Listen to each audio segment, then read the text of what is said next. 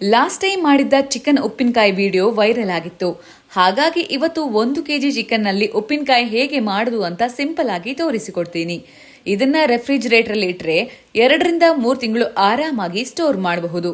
ಮೊದಲಿಗೆ 6 ಲವಂಗ, 2 ತುಂಡು ಚಕ್ಕೆ, 1/4 ಚಮಚ ಮೆಂತೆ, ಅರ್ಧ ಚಮಚ ಸಾಸಿವೆ, 3 ಚಮಚ ಧನಿಯಾ, 1 ಚಮಚ ಜೀರಿಗೆ ಹಾಕಿ ಡ್ರೈ ರೋಸ್ಟ್ ಮಾಡ್ಕೊಳ್ಳಿ. ಮಸಾಲೆ ಲೈಟ್ ಗೋಲ್ಡನ್ ಕಲರ್ಗೆ ಟರ್ನ್ ಆಗೋವರೆಗೂ ಫ್ರೈ ಆಗಲಿ.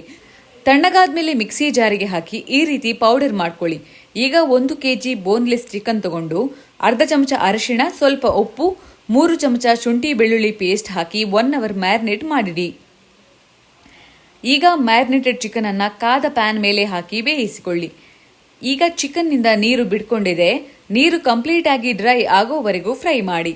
ನಂತರ 1 ಕಪ್ ಆಯಿಲ್ ಹಾಕ್ತಿದ್ದೀನಿ. ಚಿಕನ್ ಆಯಿಲಲ್ಲೇ ಫ್ರೈ ಆಗಬೇಕು. ಈ ರೀತಿ ಲೈಟ್ ಗೋಲ್ಡನ್ ಕಲರ್ಗೆ ಟರ್ನ್ ಆದಮೇಲೆ ಅರ್ಧ cup Kashmiri red chilli powder ಹಾಕಿ ಚೆನ್ನಾಗಿ ಮಿಕ್ಸ್ ಮಾಡಿ.